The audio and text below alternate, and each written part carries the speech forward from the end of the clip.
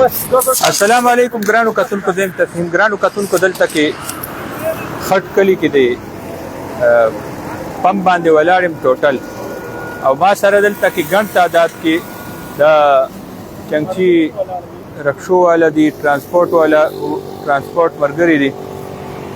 زه همیشه وایم د دې ملک سوالي وارث نشته نه دلته حکومت شته نه اپوزیشن شته خړې وبړاند میان دي او کم ځای چې چا څه خوښه یې هغه کوي ریټ به د شپې 12 بجې زیاتېږي او دلته په پمپونو کې اوسه ځای نه 310 روپۍ ریټ هغه لګېدلی دی دا لینونه ولاړ دي زه به تاسو ته د میټر فوټیج هم یو شیبه پس شیر کړم خو ما تپوس دا کولو چې نوښار کې انتظامي افسران شته نوښار کې انتظامیه شته د نوښار کې مشران شته اپوزیشن لیډران شته کم چې حکومت کې دی هغه حکومت کې دي خو کوي نو را دي شي او د دې پمپونو دا چیک اپ کې دا نظام دي ټیک کې دلته کې موږ سره دا مرګري هم دي څه ریټونه دي جی د یو وعلیکم سلام جی د یو پم کې چې کوم ریټونه چلیږي نه هغه 310 دی د بل کې جی په خوا کې سره 234 روپۍ بازار دا جی دا ټوټل پم ته یا د مروت په نوم باندې یادېږي او دا جی دا بل د خوا کې چې کوم دی نه دا په 234 روپۍ باندې ریټ چلیږي خو جی لا خدا شپم نه دا ریټونه لکه مقصد دا د کچن شویم دی نو یا خوشپنه د رات شپې 12 بجو نه بعد به دا ریټونه چینج کیږي کنه دای جی وسنه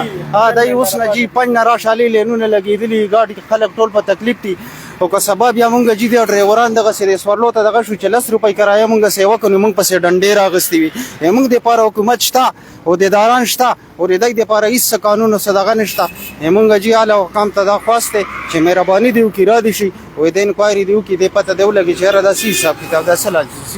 سلند ګرانو کتونکو دا د یو پمپ صورتحال نه دی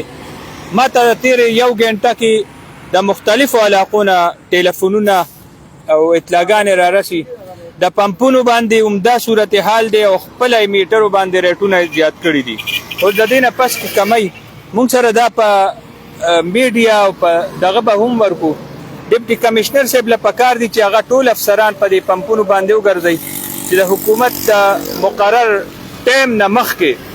د دې چنګچي رکشو د دې ترانسپورټرانو نه موټر والا نه ډاټسن والا نه سوزکو والا نه چې د مزدورۍ ټایم صرف دې لالچ د پاره پرې خو چې زبنن ارزانه سینجی واچوم او هغه به شپږ غنټې اوس پلین کې ولاړی او بیا به ورته سینجیم په ګران قیمت ملاويږي او دا چې کم صورتحال لګیا دی نو دلته کې خلکو هغه مزدوریانې هغه ټایم هغه هم ضایع شو او سینجی هم لاړه هغه ارزانه سینجیم نشته نو زه به بیا وایم کوم ځای کې چې زمونږ مشران په ترانسفر پوسټینګ کې لګیاوي کوم ځای کې چې په ټیکو کاروبارونو باندې لګیاوي کوم ځای چې زمونږ مشران هغه په یوټیلیټي سټورونو باندې اوړه غوړي چینی دا خرڅي کوم ځای کې چې زمونږ انتظامی افسران او زمونږ مشران هغه په د میلیونو ارزان وړو د پاره چټونه ورکوي وړه په چټ ملو شي دا ملک دی بیا الله حفاظت وکي او الله تعالی دی بیا د دې عوامو حفاظت وکي دا کوم صورتحال چې دی دا د ګرګو دی دا انتهایی افسوسناک دی او بیا به هغه ملک کې عمده صورتحال چې تاسو ته کم ښکاری دا وګورئ